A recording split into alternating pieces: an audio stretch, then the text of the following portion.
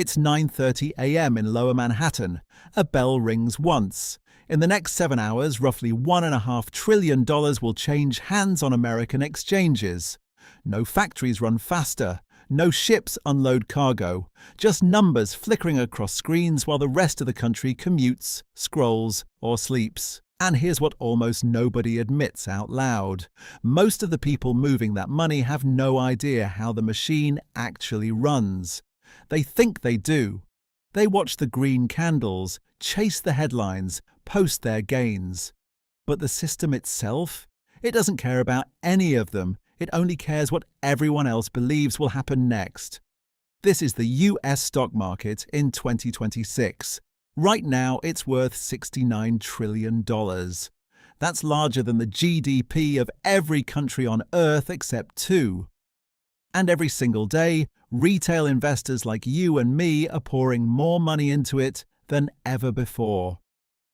At the same time, algorithms are executing over 80% of the trades.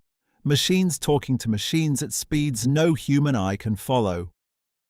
So if you own even one share of anything listed on the NYSE or Nasdaq, you are now part of the most sophisticated capital allocation engine humanity has ever built. Whether you understand it or not. Let's change that. Go back 234 years, 1792. 24 brokers stand under a buttonwood tree on Wall Street and sign a simple agreement. They will only trade with each other and they will charge a fixed commission. That was the birth of what became the New York Stock Exchange. The idea was straightforward. Companies need money to grow. Investors have money they want to put to work. If you slice a company into tiny pieces called shares, you can sell those pieces to raise cash without borrowing from a bank or selling the whole business. That's still how it works. A company decides it wants to go public. It hires bankers, files paperwork with the SEC, and on IPO day, it sells brand new shares directly to investors. That's the primary market.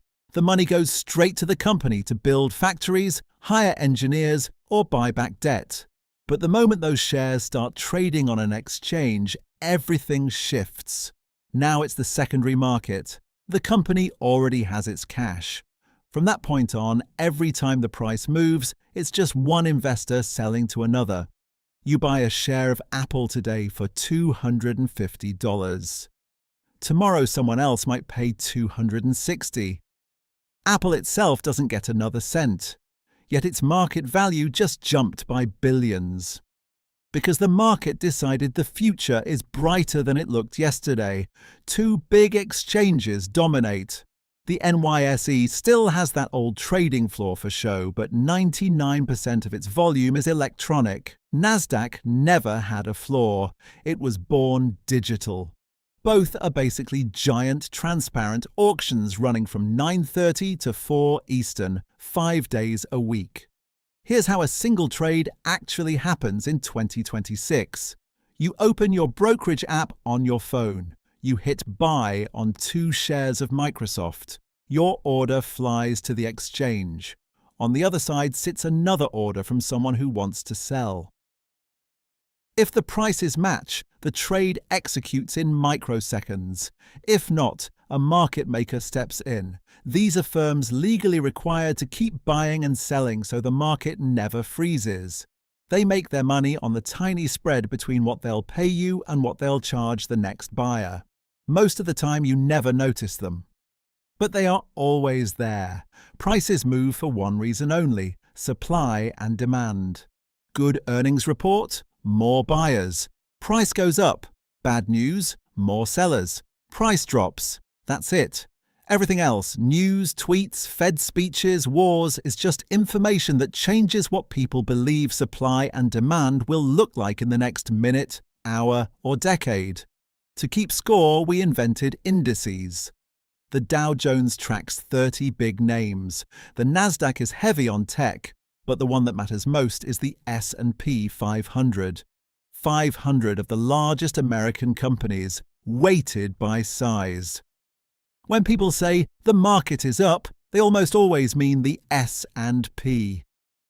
Right now, in April 2026, it's sitting around 6,600. It's down about 4% for the year after a monster run in 2025. The index doesn't care about the dip.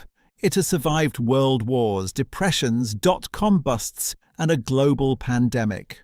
Over the very long run, it has returned roughly 10% a year, including dividends. But that 10% is an average. The path there is jagged enough to break hearts. Now the uncomfortable part.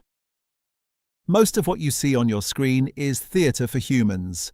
The real volume is invisible. Algorithms slice orders into thousands of tiny pieces, hunt for liquidity in dark pools, and cancel 90% of their quotes before you can even blink. They front-run predictable patterns. They exploit tiny price differences across exchanges. They don't panic. They don't get greedy. They just execute code written by people who understand probability better than hope. And here's the math nobody puts on the motivational poster. Study after study shows the average retail investor underperforms the market. Not because they're stupid, because they buy high on euphoria and sell low on fear. Day traders? The data is brutal. Most lose money. The ones who survive treat it like a full-time job with a very expensive education. The hype says the stock market is a shortcut to wealth. Buy the dip, hold diamond hands, retire at 35. The reality is quieter and harder. This system exists to channel capital to the companies that the crowd believes will create the most value over time. It has funded every major innovation of the last century. It has also blown spectacular bubbles when belief outran reality. That tension is baked in. Greed and fear are the only two emotions the market rewards and punishes in equal measure. When they get out of balance, prices detach from fundamentals. Then something always snaps them back. Zoom out, and the stakes get bigger. The US stock market is now the scoreboard for American capitalism. Pensions, 401ks, university endowments, and sovereign wealth funds all ride it. When it crashes, retirement dreams shrink. State budgets get squeezed, and the ripple effects hit people who never bought a single share. When it booms, the opposite happens. Wealth concentrates fast. The top 10% of Americans own the vast majority of stocks. The bottom half own almost none. That gap is not a bug. It is the logical result of a system that rewards ownership of productive assets. So the market works exactly as designed. It raises capital for the future. It prices risk in real time. It transfers money from the impatient to the patient. But it never promises fairness. It only promises opportunity, if you can stomach the ride. Right now, in 2026, the machine is running hotter than ever. Record retail inflows, record algorithmic speed, a market cap bigger than most countries' economies. And every day it asks the same silent question to anyone who participates. Do you actually own a piece of American business? Or are you just betting on what the next trader will pay? The difference is everything. The screen keeps flickering. The bell will ring again tomorrow. The question is whether you'll be ready when it does.